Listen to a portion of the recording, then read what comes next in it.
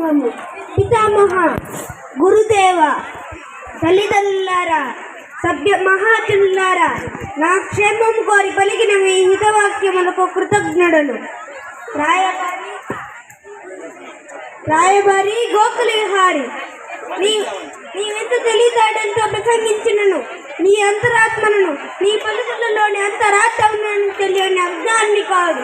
నా గురుదేవునికి సోదరుడు అని కుంతిదేవి మూలము మాకు దూరపు చుట్టమని సకల రాజ్యాలాంఛలముతో సంస్థ సత్కారములతో అతిథిగా ఆహ్వానించగా తిరస్కరించి నీకు నీవే రాయబారిగా ప్రకటించుకుంటే రాయబారి వచ్చినప్పుడు రారాజు ఆశల నుండి లేచిన ఆచారం కాదు కనుక నిన్ను ఉచిత రీతినే గౌరవించింది.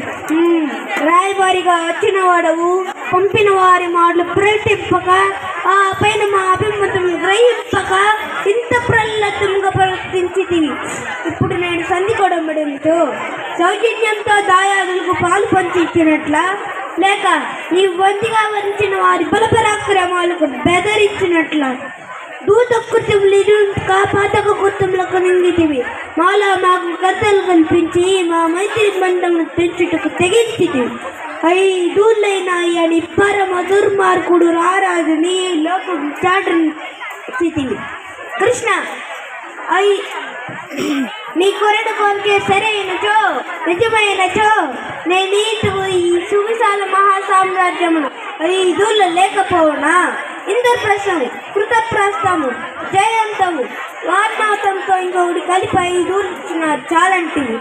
నాకు లేనివి నాకు కానివి నేను ఎత్తులకు దానమిచ్చినవి ఆ నగరములను వారి గడ్లు కట్టబెట్టగలరు. ఇది సాధ్యమా? సంధి పుసుకు మార్గమా? ఇదిగాక నా పిడితండ్రి కుమారులకు భాగం ఏమంటివి. ఎవరు నా పిడితండ్రి? పాండురాజా, యముడా, వాయువా, ఇంద్రుడా, అశ్వని దేవతల?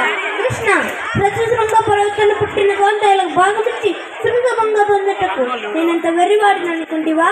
ఒకవేళ భాగమే పంచాలి సచ్చిన ఈ గంగాధరుని పాలు తిరుగుతున్నాను. మా పితామహులకు బాల్య సోమతృప్తులకు భాగం లేదందుమా?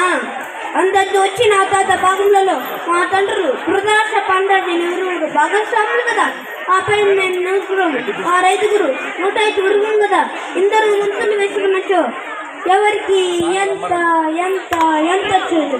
అసలు ఈ 5 మహాసామ్రాజ్యమును ముక్కులు చెక్కులుగా చేయట దేశం శ్రేయస్కరమా? భిన్న భాషలతో భిన్న సంస్కృతులతో భిన్న నాగరికతలతో దేశం చిన్నభిన్నమైనతో ప్రజలకు అది సౌభాగ్యమా? ప్రజలందరూ ఐక్యమత్యంతో ఒకే కుటుంబంగా ఒకే పాలన కింద ఉండడం క్షేమము కాదా? కృష్ణ ఈ యుగతుల ప్రకారం ఆస్తి 13 సంవత్సరాలు పరాధనమైనచో దానిపై హక్కులు శాశ్వతంగా తొలగిన సత్యము నీ వెరగవా? అందరికే చూతం నీవు పెట్టింది కానీ మరి మాది కాదు. అయిన జ్యోతానంతరం ద్రౌపది మా తండ్రి గారిని కోరికలు 2. మొదటిది ధర్మరాజు దాచించి, రెండవది తన 4 పత్రాలు దాచించి.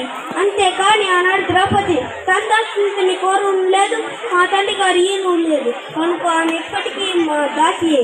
కృష్ణ వారి నాడు రాజభావం కోరినట్లు మేము పాంచాలి కానచో తిరిగి వారన్న మాకు అప్పగించగలరా? సిగ్గులేక వారు పంపవచ్చు కానీ ఎగ్గులేక నీవు అంగీకరించి రాల్సిన ఇక నీ బెదిరింపులందువా?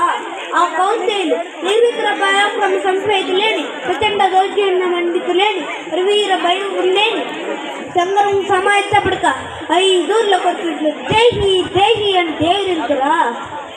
కృష్ణ ఇంత ఏలా ఆ కౌన్సేలు వాడి సుతులు నూపినంత భూమి కూడా ఇదే నా తుది నిర్ణయం.